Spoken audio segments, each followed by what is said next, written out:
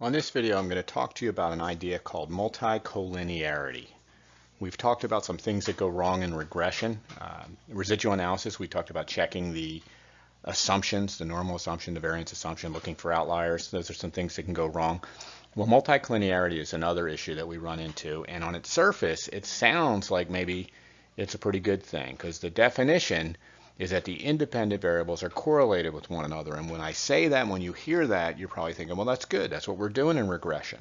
We're looking for relationships. And while that's true, we're looking for relationships between the independent variables, not amongst themselves, but between the independent variables and the dependent variable y. We hope the x's help to predict y.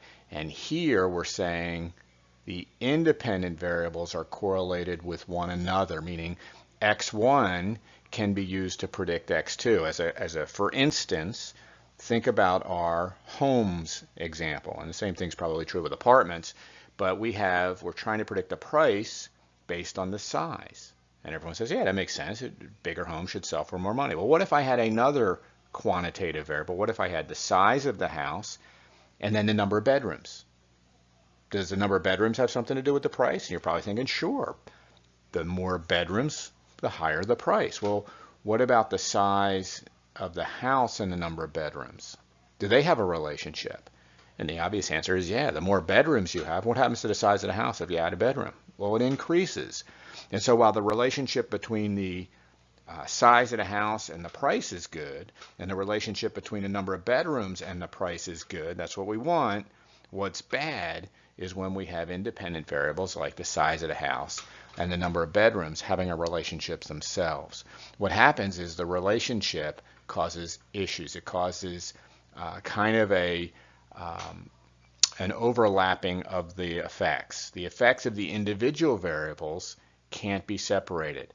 I know size should have a positive relationship with price. I know the number of bedrooms should be positively related or correlated to the price.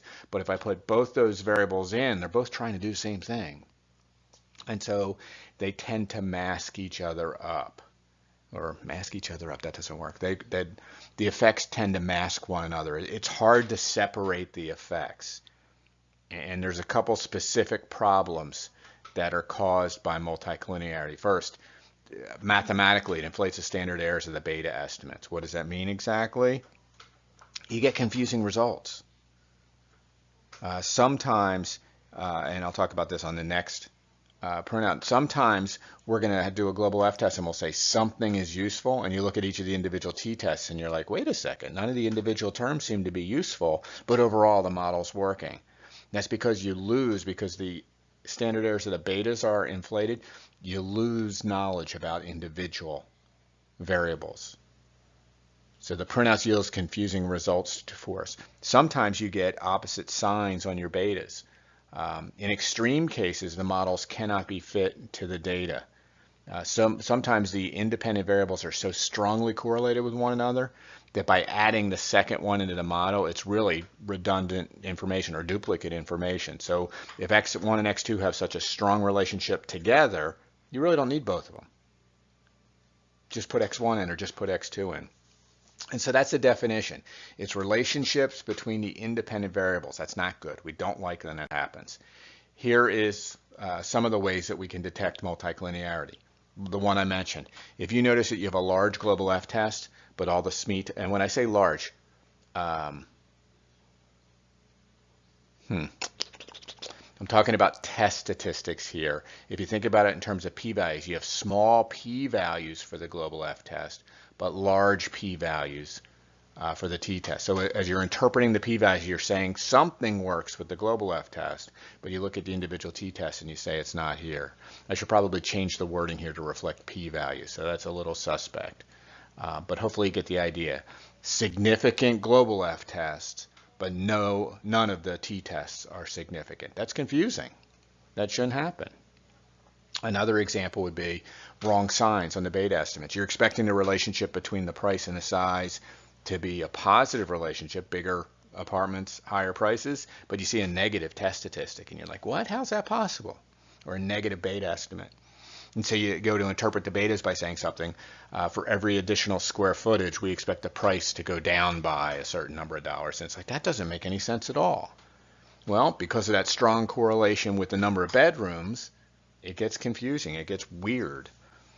One way of checking for multicollinearity is, and this is a term we looked at earlier, do correlations. Check to see if there's relationships between the independent variables. Is there a relationship between x1 and x2? This relationship, these ideas work with both quantitative and qualitative variables. You can have multicollinearity between quantitative and qualitative variables. Some of you guys might find it. Some of you might find that your New York apartments are all much smaller and your Tampa apartments are much larger. And there's a relationship between the variables, and so you might have that multicollinearity. A better way of checking for multicollinearity is to look at something called the variance inflation factors. When you look at your printouts, check out the column on the right where you have the variables, we have the test statistic, we have the p-value. Check over on the right, there's something called a VIF. If you have VIFs that are greater than 10, and some of you will have VIFs in the thousands. If you have VIFs greater than 10, you have some level of multicollinearity. Honestly, most data has some level of multicollinearity. It's a problem I'm talking about now, but it's one that I fully expect you guys to be looking at when you're looking at your printouts. It's something we got to talk about. It's something that, as we're going to find out on the next slide, isn't too difficult to overcome. Correlations. The closer the correlations are to 1 and -1, the more strongly you have multicollinearity. If you see that the correlation between x1 and x2 is 0.8, yeah, you got a problem. If you see the correlation is closer to 0, that's not a problem. -0.8, that's a problem. Those are strong relationships. Some are positive, some are negative. Values close to 0 would indicate that you don't have a problem. Small variance inflation factors indicate you don't have a problem. But think of it this way. If you have an x1, a quantitative x in your model, and you have an x1 squared, isn't there a relationship there? As the mileage on a vehicle goes up, what happens to x1 squared? Well, it's also going to go up. As the size of the apartment goes up, what happens to the size squared? There's a natural built-in multicollinearity that we should expect. Now, there can be multicollinearity between other variables too, but having some level of multicollinearity is not a huge issue. So the question is, okay, this is the best way of checking for it. This would be an alternative way. So the question is, well, what do I do if I have it? Well, that's a great question. What are the solutions? Well, there's a couple things. First thing, you can drop one or more of the correlated x's. If x1 and x2 are basically doing the same thing anyway, you don't need them both. You probably don't need both size and number of bedrooms. In fact, as a realtor, as someone who works with real estate, I can tell you that when appraisals are done on properties, they don't really look so much at number of bedrooms. They look at size of the house. Number of bedrooms, a lot of people think, oh, that's going to add to the value. It doesn't add that much, because if you have a big enough house, you can always add a bedroom. You can always carve out some space. It's the size of the house that has more to do with the price than anything. So if you have two variables, two independent variables that are strongly correlated, get rid of one of them. They're doing the same thing anyway. It doesn't matter. So you drop one of the or more of the correlated x's. This is my favorite. This would be my #1 choice. Keep all the x's, but avoid the problems that are caused by multicollinearity. The problems aren't predicting y. Multicollinearity doesn't really mess with that. Multicollinearity messes with the individual betas, the individual t-tests and beta interpretations. So let's be honest, you guys don't like beta interpretations anyway. That's not the point. The point is to predict y as accurately as possible. If both size and number of bedrooms are useful, and the individual relationships kind of are masking each other, and we can't tell how much is due to the size, how much is due to the number of bedrooms, who cares? If the model's better off by having both those variables in and we lose the individual effects, leave them in. Leave both of them in. Don't do beta interpretations. Don't do t-tests. Avoid the things where we know there's going to be problems. Our goal isn't to get a beta interpretation. Our goal should be to interpret y as accurately as possible. If that means leaving both of the correlated x's in and just avoiding beta interpretations, I'm all for it. And there is one other possibility here. We can standardize the x's. we can basically create a z-score for each of the x's. Rather than using the size, say you have size and number of bedrooms that are correlated, rather than using the size of the house, create a new variable, a transform variable. Take the size minus the average of all sizes divided by the standard deviations. Basically, you're taking the z-score for the size and you're entering that. By standardizing, you'll get some positive, get some negative numbers. You tend to limit the effect of the multicollinearity. So if the multicollinearity is bothering you to the point where it's just driving you nuts, try standardizing your x's. And that should help the problem. However, whenever you do any kind of transformations, you got to be careful. The interpretations need to be adjusted when the x's are standardized.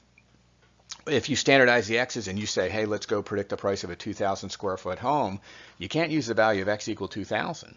You'd have to get the z-score, the standardized value of the 2,000 square foot home, and plug that in as the value of x. So you just got to be smart with it. You got to think a little bit. We talked about these interpretations and being careful with it when we had the variance issues with our residual analysis. We talked about the solution being to transform the dependent variable. Well, again, interpreting the results, you got, if you're working, say, with the transformation to the square root of y, when you go to do your predictions, you're not really predicting y anymore, you're predicting the square root of y, and so you kind of have to think a little bit. It should make sense to you. And so standardizing helps. It reduces the level of the multicollinearity, but the cost is you have to be a little bit more careful with your interpretations. My favorite of all time is this guy right here. Now sometimes the correlation, the multicollinearity is so strong within the x's that that's not possible. You can't fit the model when all x's are there, so you can try the standardization. So I'd say this is probably my first choice. This might be my second choice. This would be my third choice. I'm going to do whatever I can to predict y as accurately as possible. Number one here is probably the best way of doing that. Number two, if you can't do number one, number two will help a little bit, and then number three is kind of the last resort. And I would say number three is when you can't fit the model, that's your only choice. So that's how we handle multicollinearity. Your main goal is to figure out, can you tell me what it is? Do you understand it's a correlation between the independent variables? Can you check for it either using the correlations or the variance inflation factors? And then what would be your recommendation if you in fact do have multicollinearity present? And so that's that topic. So I'm going to stop here. I'm going to come back and I'm going to do a really easy topic next called extrapolation.